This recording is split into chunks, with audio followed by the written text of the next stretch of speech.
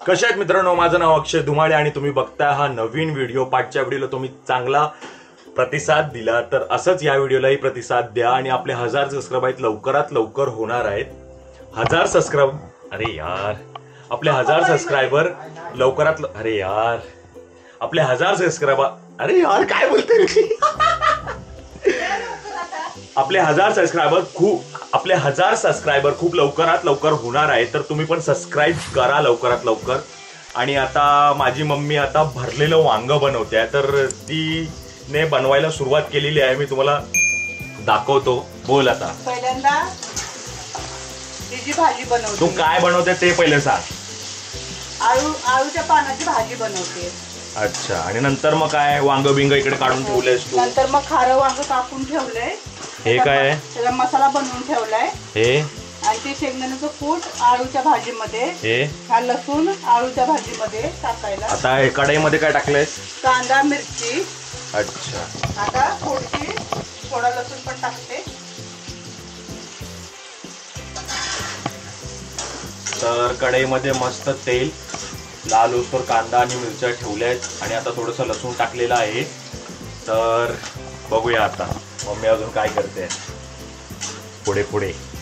थोडंसं हिकडात हे भरलेली वांगी त्याच्यात मसाला भरायचा आहे। आता हे भरलेले वांगे नाहीत, ही फक्त वांगी आहे।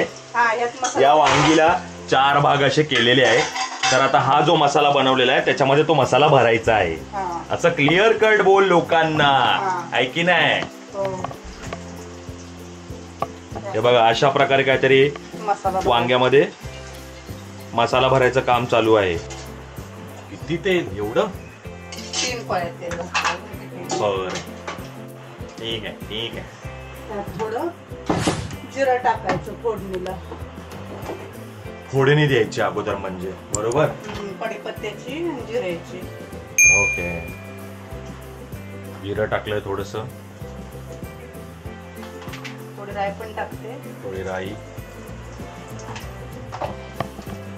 थोडीशी राई, थोडंसं जिरं त्यामुळे टाकलेलं आहे।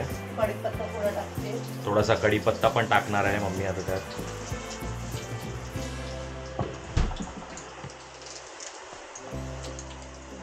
काय झालं?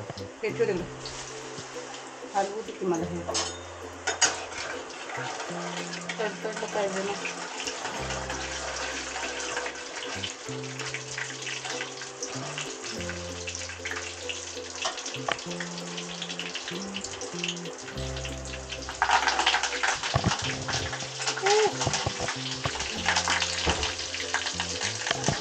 तेलामध्ये कढीपत्ता टाकलेला आहे,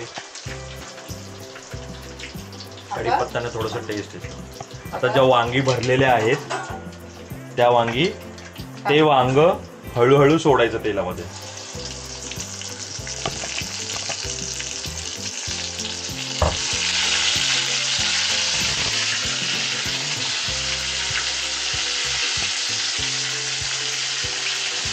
एवढ्या तेलामध्ये होईल ते? होईल, तेल खूप आहे। मग काही अशा प्रकारे वांगी तेलामध्ये सोडलेले आहेत। आता ते फ्राय व्हायला, शिजायला थोडंसं टाइम लागेल, ठीक आहे? मग हे शेंगदाण्याचं कूट कशाला केलंय?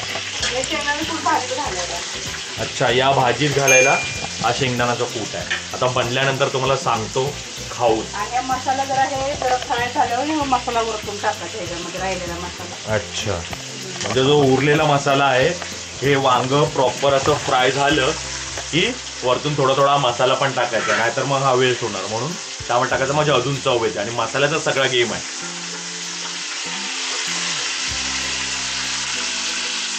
पाणी नाही टाकायचं, वाफेवर स्लो वाफेवर शिजवून घ्यायचं।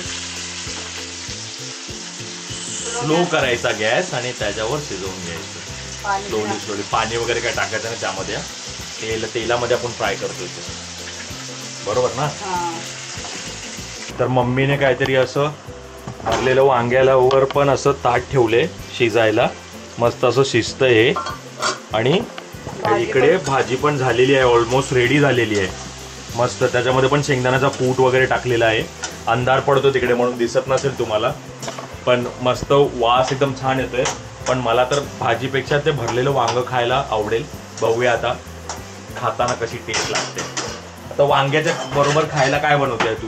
भाकरी बनवते. भाकरी. हा, मग सगळ्यांच्याच घरात भाकरी बनतात. जेवढे लोक मराठी आहेत किंवा नॉन मराठी पण आहेत त्यांच्या घरी पण भाकरी बनत असेल तर भरलेल्या वांग्याबरोबर आम्ही भाकरी खाणार आहे. आता बघ मसाला टाकते. हा उरलेला मसाला बघा अशा प्रकारे काहीतरी टाकायचा. तर उरलेला जो मसाला तो पण त्यामध्ये टाकलेला आहे. मसाल्याने अजून चांगली मस्त चव येते वांग्याला. तो वांग काही अशा प्रकारे बघा मस्त शिजलेला आहे ना. कसं वांग शिजले मस्त. वास पण मस्त छान येतोय. खाल्ल्यावर बघूया टेस्ट कशी लागते. आता मम्मी जाते आहे भाकरी करायला. भाकरीचा पण व्हिडिओ काढ. तर मम्मीने असं कोथिंबीर अशा प्रकारे टाकलंय मस्त असं.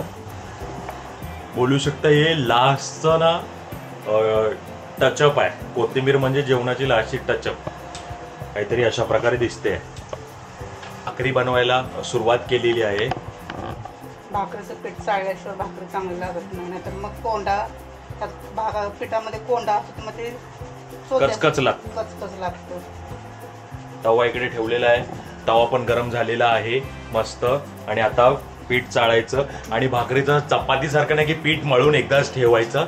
एक भाकरी बनवायला एकदा पीठ मळावं लागतं. मग परत दुसरी भाकरी बनवायला दुसऱ्यांदा पीठ मळावं लागतं. असंच असतं ना. दाखव कशी मळते आहे.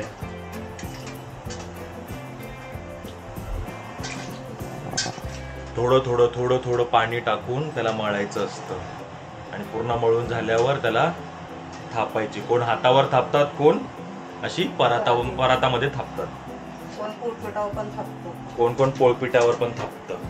पोळपीठ म्हणजे जे चपाती लाटतो त्याच्यावर. हे बघा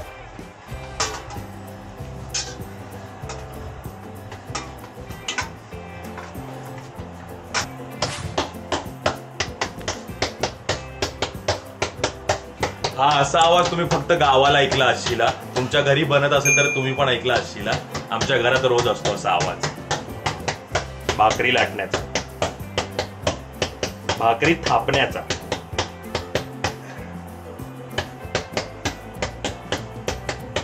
बघा कशी मोठी झाली आहे मस्त. आता ही अशी परातीवर टाकायची.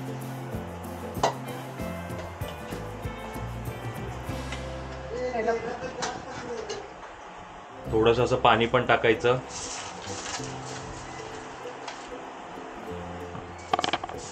जास्त पण पाणी टाकायचं नाही कारण की मग ती वल्ली होऊन फाटते. थोडस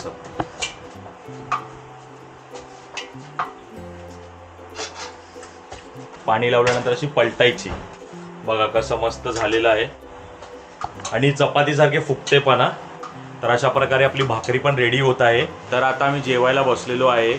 काही अशा प्रकारे प्लेट आमची बघा. ही भाकरी, ही कसली भाजी बोलली मम्मी तू? आळूच्या पानाची. आळूच्या पानाची भाजी आहे ही. आणि हे भरलेलं वांग. तर आता खाऊन सांगतो तुम्हाला कसं लागतंय.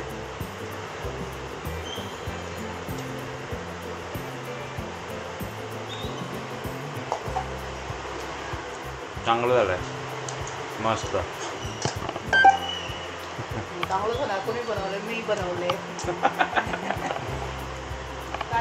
मस्त झालेलं आहे. तुम्हाला हा व्हिडिओ आवडला असेल तर लाईक करा, शेअर करा, सबस्क्राईब करा. भेटूया नेक्स्ट व्लॉगमध्ये. तोपर्यंत बाय बाय.